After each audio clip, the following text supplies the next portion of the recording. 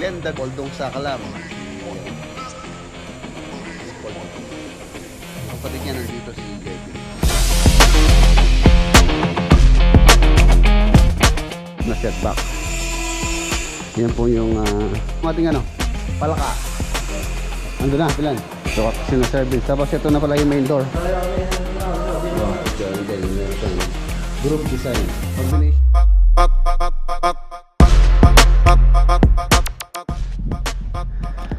Ayan na po siya. Pataas. Ano na po yung deck. Ito na pinagawa din ni owner dun sa kabila. Tira lang muna natin yung kubo. And then i-ano siya. Bawang support.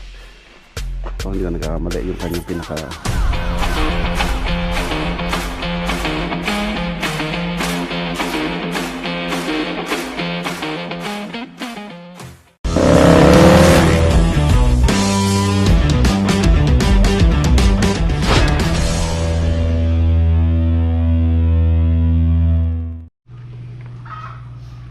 yun no.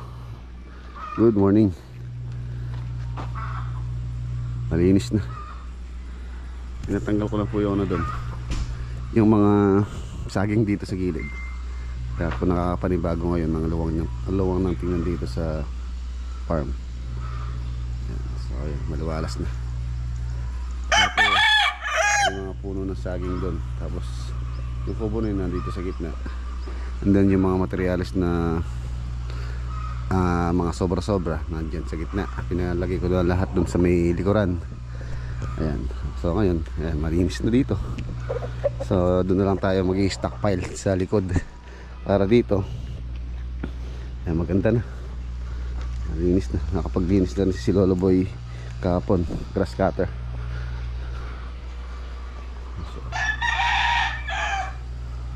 Napaka-aliwalas ngayon. Nakakapanibagong tingnan. Yan, tapos update dito sa aking mga alagang koi. Yan sila. Ang lalaki. Ang laki ng orange. Nakain ko na sila kanina. Ang lalaki. Ang laki na nila. Ang dami.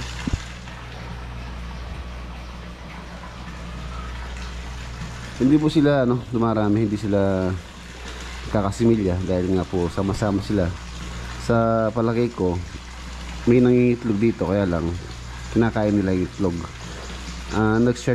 Nag-search kasi ako, nag-ano ako tungkol sa pag-breed ng koi. Ang ginagawa pala nila mga boss, pagka pala buntis na yung koi, inihiwalay nila. Meron silang tangke na doon nila nilalagay yung mga breeder. For example, meron kasi may nakikita ko dito buntis na yung malaki na yung tiyan. So yun, for sure may itlog na po yun. So yung ginagawa nila, tinatanggal nila dyan sa pan. And then kinikondisyon, tapos nilalagay, hinihiwalay. Dalawang babae, or isang babae, dalawang lalaki yata. Kung di yun kakamali ganun yung, ayun tulad nun, ayun, buntis na yun. Nagkamay tayo. Gagawa ako ng, ano lang naman, kahit yung tarapal na lona, tapos lagyan lang ng tubig. Actually meron na po ako dyan meron na akong tarapal na yung pwedeng lagyan ng tubig. Hindi ko lang maasikaso dahil wala po tayong time para i-breed. So one of these days, pagka libre tayo, subukan nating mag-breed, lalo na pagka may tubig na dito sa likod, or meron na tayong paglalagyan ng mga similya dito sa likod. Why not? Pwede rin tayong mag-business ng ganyan, koi pan. Magbenta tayo ng mga koi. Ayun. Ang ganda yung mga orange na nakamalaki. Siguro more or less nasa yung mga boss. So hindi ko nagkakamali, yung mga 16 inches. Yan yung sana yan. Nabili ko yan, halos nasa 11 to 12 inches lang. Ngayon malalaki na halos sila. Yung nakatulan natin ngayon, sa ano po tayo ngayon? Sa Lakeshore. Yan, sa Lakeshore project tayo, tapos diretso po tayo sa sa private villa sa Bacolor project. Saturday tayo ngayon. And then ngayon din pala magsusukat si Sir Vince. Shoutout kay Sir Vince sa UPBC. Yan, kung naghahanap po kayo ng UPVC installer or supplier, so may-recommend ko po si Sir Vince. Yan, siya po yung gagawa sa, sa mga windows, doors and windows sa Lakeshore Project. Yan, shoutout din kay Ate Anne at saka kay Kuya Bob. Yan, at saka sa Bacolor Project kay Ma'am Pamela, saka kay Sir Randy, shoutout po. Saka sa Manalili family, shoutout. So let's go sa Lakeshore tayo. Yan mga boss, nandito na tayo sa Lakeshore Project. Yan mega loud shoutout pala kay Sir Glenn David from Edmonton, Canada. Ayan, kasama po niya si kung natatandaan niya pa po si Poldong Sakalam, si nasa na po siya ngayon sa Canada, si Poldong Sakalam. Pinsan ko rin po yan, si Poldo. Yung kapatid niya nandito, si Jervin. Ano po sila dyan sa Canada. Ang trabaho nila is more on paint works ang kanilang ginagawa po dyan. Ayan, shoutout po Sir Glenn David. Ayan. Ito na po yung project dito sa Lakeshore Project. So every week po halos marami po yung nagiging progress dito. Marami po kasing gumagawa rito. Nasa ano pa yata sila, manpower ko dito nasa 20 sila yata dito, 20. So yan, marami. So silipin natin yung mga pagbabago. Tapos ayan, nakapaglagay na rin pala ng yung precast or yung moldura kung tawagin sa Tagalog. Yung moldura, yung sa mga bintana may moldura po yan. Lahat ng bintana, saka sa yung kape yung mga opening may mga moldura po yan. Ganun din dun sa may sliding door. So on the way na raw si Sir Vince, na 20 minutes nandito na. So maaga po ako dito, alas 7 pa lang nandito na ako. Pagkatapos kasi natin dito, magsusukat lang sila sa Sir Vince, and then pagkatapos nun didiretso naman tayo sa private villa project. Ang ganda ng kulay ng spandrel niya, and then yung kanyang eaves doon, PVC panel wood look. Tapos ito, baka next week din gawa ko na rin yung railing itong balcony. May railing pa po yan, railing to, and then yung cladding pa yan sa dyan, yung cladding din doon. So abangan po natin. Ang ganda nito pagka nakompleto na. Tapos yung mga molding sa exterior, meron ng si owner dyan, kulay na gusto, or yung kanilang napupusuan na kulay. Ang laki niyang tingnan. Ito yung nakikita ko malaki dito sa sa street na to. Malaking bahay.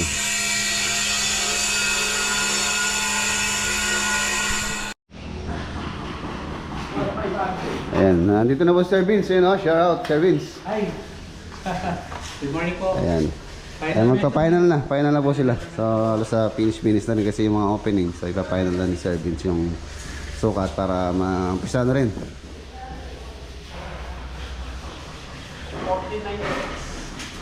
49. UPVC. Paano nyo po yung magiging kalalabasan nito?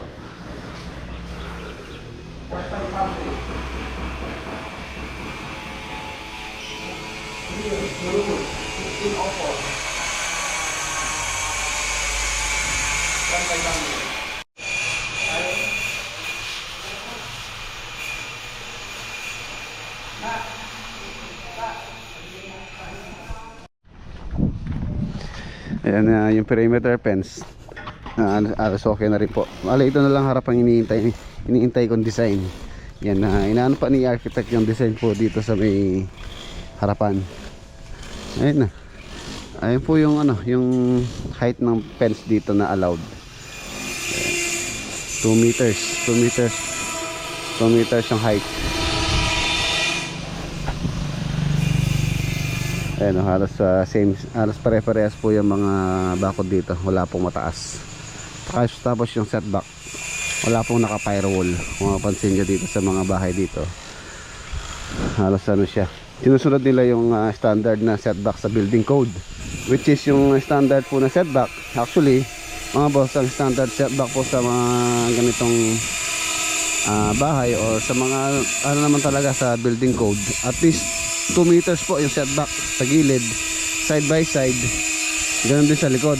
Tapos sa harapan 3 meters, yun po talaga yung allowed na setback. Yan po yung nasa building code. Kailangan talaga hindi po sagaran yung bahay. Ano siya?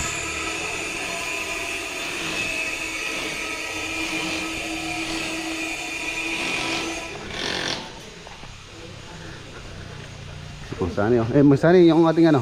Palaka. Ando na, pilan? 30 piraso? Uy. Marami, 50 piraso. Dami mo nang nauli. Wala may dang mamados ka rin. O kaya malago ito. Mamaya no? Tingin kita doon ha.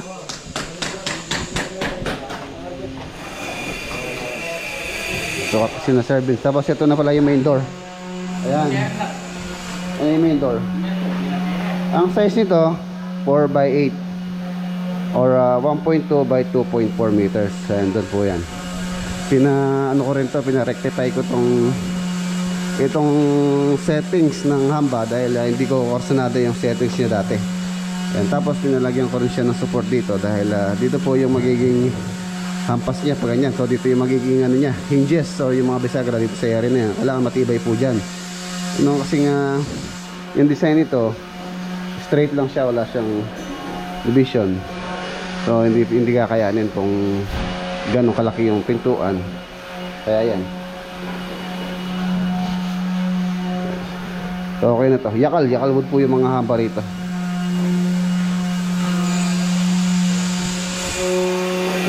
Parinis na. Tapos ito wood planks, mahogany.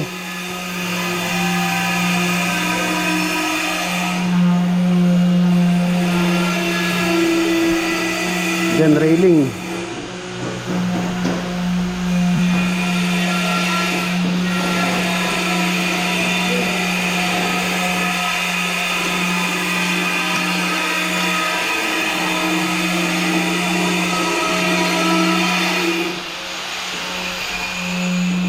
Start na rin itong CR.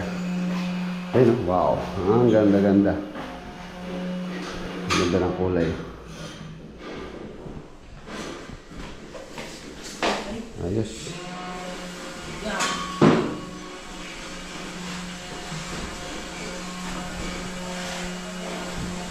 Tapos ito, iba po yung kulay ng tiles dito. Bala ito magiging accent wall.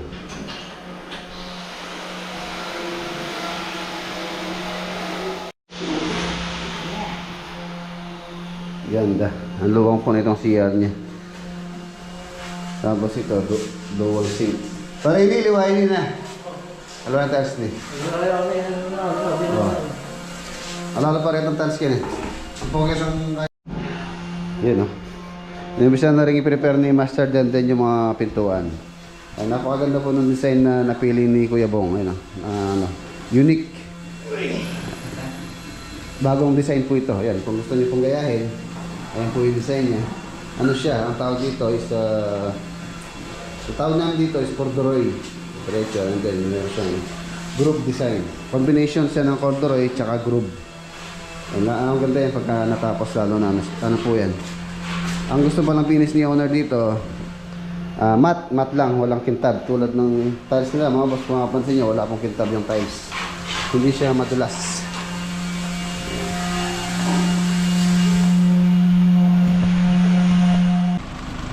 Ayun mga boss, okay na.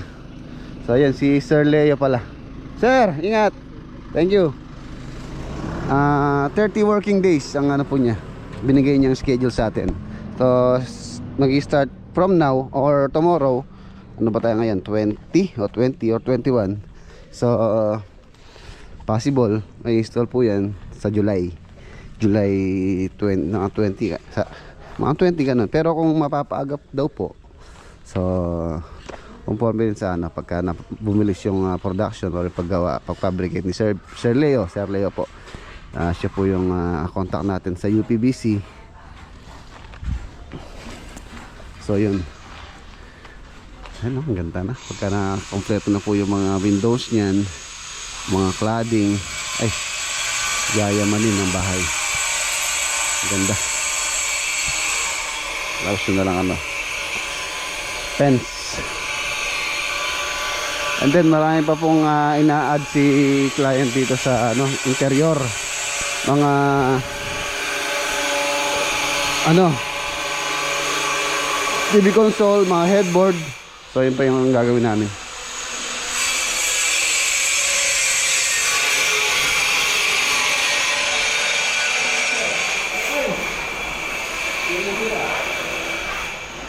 Ang mga pintuan.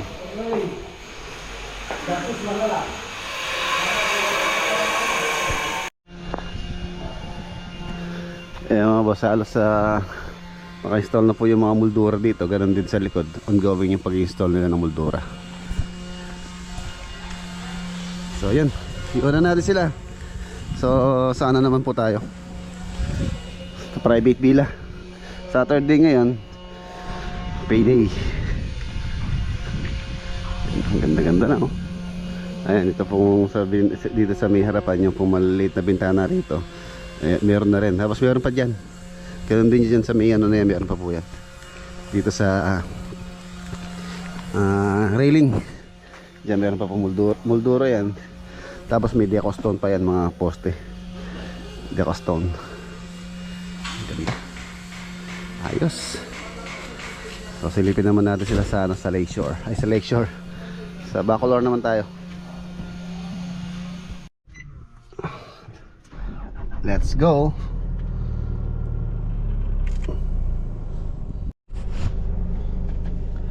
Ayan na, nandito na tayo. Dito po sa private villa project. Preparasyon na para sa second floor po nitong ano, itong building A. Ayan na po siya. Preparasyon para sa second floor. Ayan, pinapabricate na nila yung mga beam. Matibay, oh. Short span lang po yan, pero napaka-solid nung rebaring. And then ito na yung pinaka walkway. Dito po kasi yung magiging access niya, ang hagdanan. So pag ganyan, packet ng ano, third floor, pare third floor po ito. Yung slab na yan, and then isang slab pa. So yung pinakataas, ano na po yung deck. Tapos dito siya magkaka-step. Step dito, and then dito na yung magiging pool. Swimming pool dito. Yan. Swimming pool na po yan. Tapos yung garahe po doon, 2-car garage ang kasya dyan. Tapos doon yung building B. Yes. Nasa may kubo na yan. Baka next week ma-demolish na po nila yan. Tapos para ma-schedule din, malipat yung kubo na yun doon sa platform na pinagawa rin ni owner doon sa kabila. So ito yung medyo challenging, yung paglipat ng kubo, dahil yung pong platform na papatungan niya medyo may kataasan. Yan na. Yan, naka-flooring na. Magandaan pagka naka-flooring na mga boss, maginhawang gumalaw. Ang tulad niyan. So pagka naglalagay tayo ng mga tukod dito, ano na, matibay na yung ating slab support. Yan. Tapos yung mga poste solid. Napakalaki, talagang napaka safety. Talagang dumaan sa sa structural engineer ang design niya.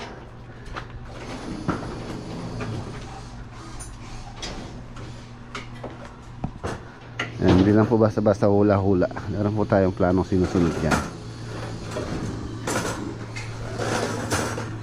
Ayos.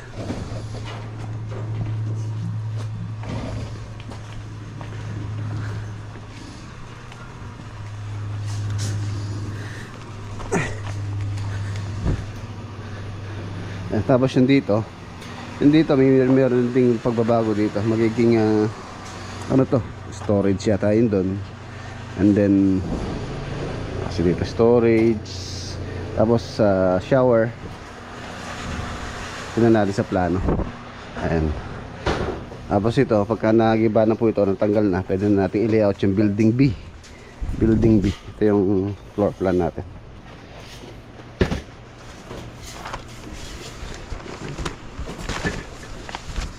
Ito yung perspective niya. Ayan po yung layout niya. Yun. Ito yung sinasabi ng step and then yung pool area. Ito car garage. Ito yung building B. And then dito CR. Mga ano pa. Tingnan natin sa floor plan. Complete setup lang po ito. Ito yung floor plan. Floor plan.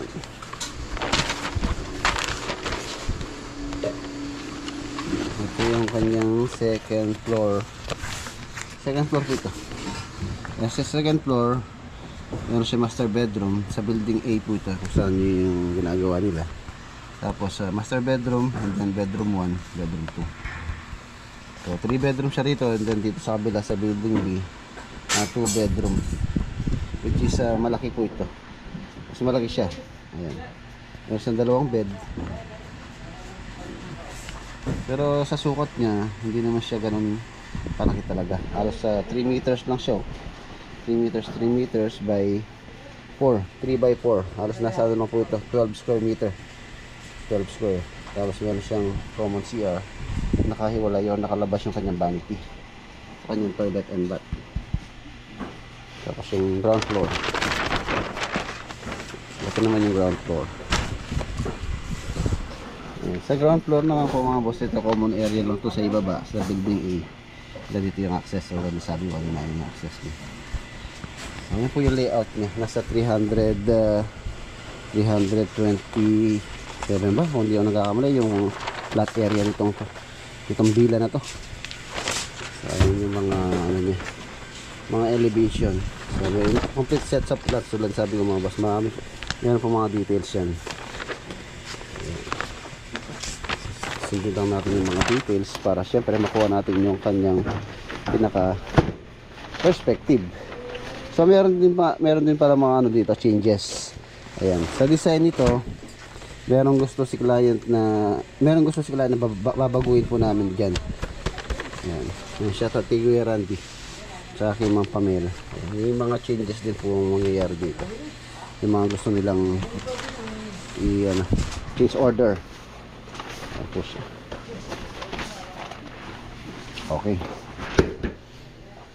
silipin natin yung platform na ayan. Kung mapapansin nyo mga boss, malaki po itong kubo na to. Mayroon siyang kwarto, tapos maluwang yung kanyang pinaka ano doon, living. O medyo may kabigatan dito. Papatanggal ko muna lahat to, titira lang muna natin yung kubo, and then ano siya, bababa siya. Tapos makakadaan naman siguro dito sa gate na to.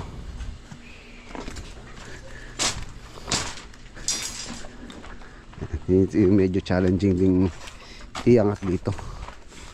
Ayan, dito namin siya ilalagay. Ito kasi lote na to, kay owner din to, kina Kuya Randy. Meron din siyang balak dito in the future. Ayan na siya. Ayan o. Natanggal na rin yung kanyang support. Ayan. So ito na po yung elevation niya. Tinatambakan ko na rin.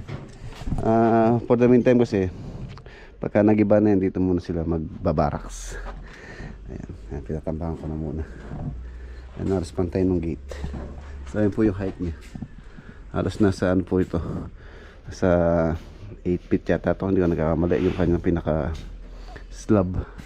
So hindi na po siya ganun kababa, hindi na po mauuntog yung dito, tao. Taas na, hindi ka tulad dun sa kabila, mauuntog ka. Ito, nakapatong siya sa taas. Tapos ang kagandahan dito, slab. In the future, kung masisira man yung kubo, so pwedeng ano ni owner yan, lagyan ng concrete. Gusto niya pa concrete na, pwede po yan, dahil matibay po yung ginawa namin na yan. Ayan, slab. Pwede siyang gumawa pa ng ano dyan, ng room, kung kasi yung kubo, alam naman natin meron din lifespan yan, 10 years baka masira na rin. So pwede niyang i-upgrade yun, gawin niyang konkreto or drywall, steel frame, pwede. A-frame na ano, pwede din doon. Dalawang po yun.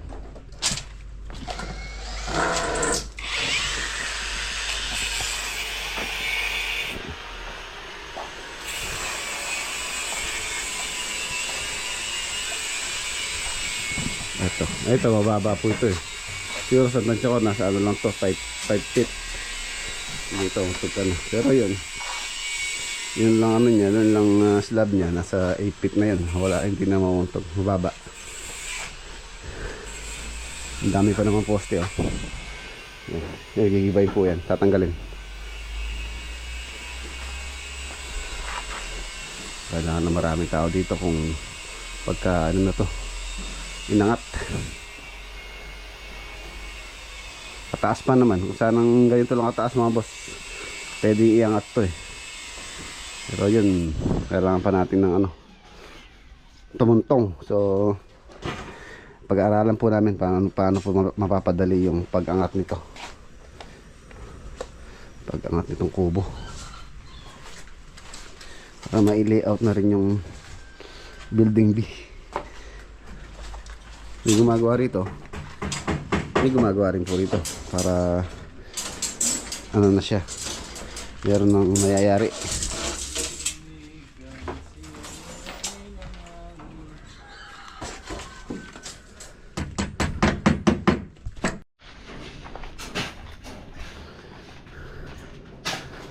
Next week siguro mga boss, baka makapagbuhos tayo ng ano dito, slab. So next week din ano na to, ano ko na yan, pinapademolish ko na yan itong kubo.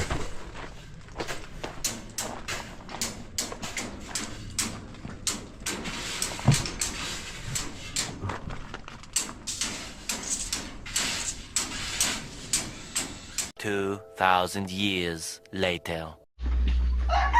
Ayan, nandito na tayo. Ayan si Mang Sani, ito po yung oh yun o, palaka o. Yun na, dalawa. Buntis na yan. Buntis na to. Pwede ko na pakawalan dun sa likod. Ito, oh, malaki nga no. No. Masa mo na uli? Sa terminal. Magaling ka mahuli na pala ano. Tapos sa harap ni Mas Lolet. Na-anim ako. Ano ka rin? Ikaw tindahan ka rin. Ikaw... Ba, dating kaya ka rin. Ikaw hindi ka kaya ka rin. Kita rin pastor. Oo. Sinan la. Oo. May kanam ko ka rin. Nabalan. Saan din. Yan, medyo ka nandyan. Bali may akakin siko. Ang galing dami yun ang uli.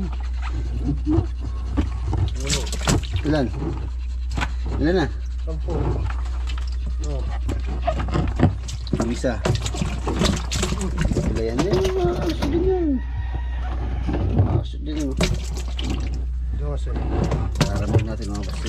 Bigrid natin yan. Puro lahat na lalaki. Seri, buntis na yan.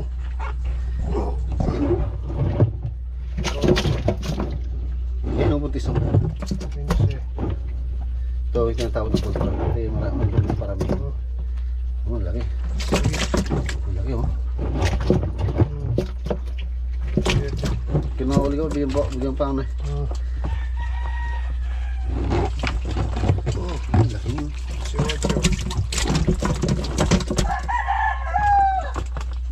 Malalaki na. Tagal na to, kayo na lang. Yung iba, kanina lang. Sinuwede. Ay! 20. Takip yan. 21. Alagaan po natin yan mga boss sa palaka. Para may natin no. Dos. Hybrid natin kaya tayo ng pan. 23.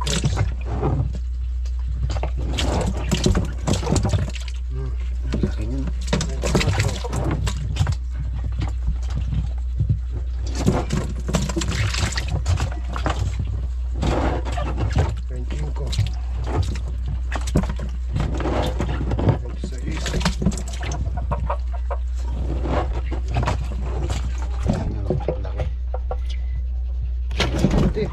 7.